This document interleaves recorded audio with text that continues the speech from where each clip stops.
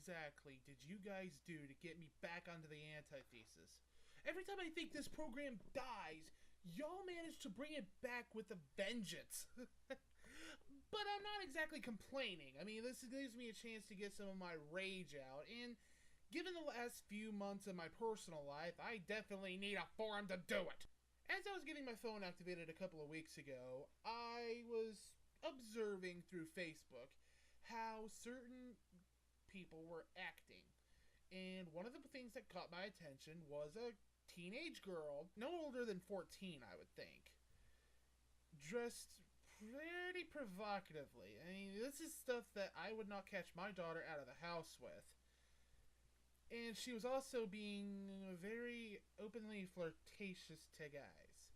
Okay, I'm not gonna argue the fact if you're doing this as an adult, but as a 14-year-old, are you fucking serious? You've got more important things to worry about than boys. So I made a comment on Facebook in my usual resident jackassy way, and one of my now former friends decided to accuse me of slut-shaming. Okay, this is a new term to me. I'd never heard this before. So I started investigating, and turns out slut-shaming is a politically correct term, or label, if you will. And I'm reading this straight from Wikipedia from my phone, so keep in mind on this. A label for social control of sexuality by exposing a woman to shame for engaging in or being perceived to engage in unlawful, abnormal, or unethical sexual behavior. Some behaviors and events which may expose women to slut-shaming include dressing immodestly or provocatively, requesting birth control, having premarital or casual sex. Now this last one here is the part that really got me going. Or even being raped or sexually assaulted. Okay, in that last one, fine. I get that. I totally understand that it's not the woman's fault for that. That is completely ridiculous to even assume that that's the case. Of course, it also depends on if she was the instant. I'm just saying, there are men that get raped too. But, obviously, there's more focus on the women. And I understand that to a point, but the rest of them, I'm having a really hard time figuring out exactly what the fuck this whole deal is. And I know I'm going to get some people pissed off. I really don't give a fuck at this point. Have we ever... Okay, let's continue further on, because I'm kind of curious as to how exactly this came into play. Let's see. Attacked for transgressions or the accepted codes of sexual conduct, in essence, of admonishing them for behavior or desires that are more sexual than society finds acceptable. Retrograde. Okay. Apparently, slut-shaming is the opposite of feminist. Calling a girl a slut warns them that there's a line. She can be sexual, but not too sexual. How the fuck does that make any sense? And then, okay, fine. 18-year-old, 19-year-old, fine. You're a legal adult. Do what you want. I don't give a fuck. But this was a 13, 14-year-old girl I was commenting on. Well, then the girl starts going, well, would you remark about boys the same way too? Fuck yes, I would. Fuck yes, I would. The guys weren't being as obvious as the girl, but they were being idiots too. They were being just as bad, if not a little less worse than what she was. By the very existence of the term slut-shaming, you are in essence saying that that behavior is acceptable. Premarital, casual sex, okay, I'm not going to get on to you for that.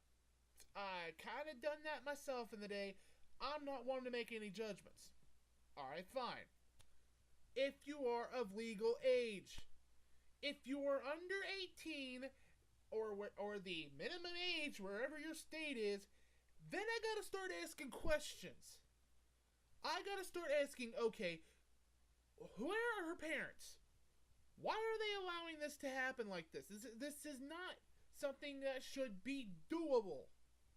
Okay? I understand that some women are legitimately using this term to express how upset they are that women are blamed for rape. That is perfectly acceptable. I get that. Here's my problem with it. When you start applying the same conduct to a 14-year-old who's going to end up ruining her life if her choices go the wrong way, as opposed to an 18-year-old who, yeah, she might still be immature, but she's a legal adult. You can't exactly do anything about it. At least with the teenager, there's still a chance that she could be corrected as far as how her behavior's supposed to be. And that's the other thing that blows my mind here is, when did it suddenly become okay for these 14 and 13-year-olds to act like this? I've seen them in my own town. There are 13-year-olds that you could confuse them with being able to drink alcohol. What? Shouldn't that be sending up red flags to the parents at this point? Hello? The thing is, this is also going into video games. Yes, you knew this was going to happen eventually, but let me explain first. Over the weekend, I heard Gaijin Goomba's rant about defending TNA, and honestly, I kind of agree with them on this. Y'all are kind of doing this double hypocrisy standard here with men and women and violence and sex. It's getting ridiculous, okay? Not going to lie about that. But then I got to thinking. There's another woman out there by the name of Anita Sarkeesian. Now, for those of you who may not know the name precisely, you'll reckon if you go out there and search feminist frequency, you'll know exactly who I'm talking about. This woman's been taking a lot of heat for her tropes versus women in video games series, particularly the first 3 episodes she's produced, the Damsel in Distress series. And most people are actually attacking this woman for basically saying that Zelda and Peach are nothing but damsels in distress. Oddly enough, I find myself agreeing with this woman. Yeah, you heard it. Someone out there is actually on this woman's side.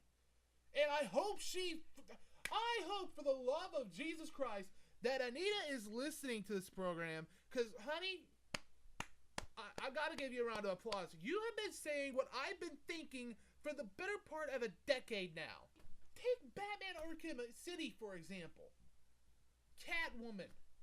The one woman you would think would be capable of being rescued, of getting herself out of a situation, and Batman comes to her rescue, except, and that's the part that boggles my mind, is later on you see that she's capable of getting out of these situations on her own.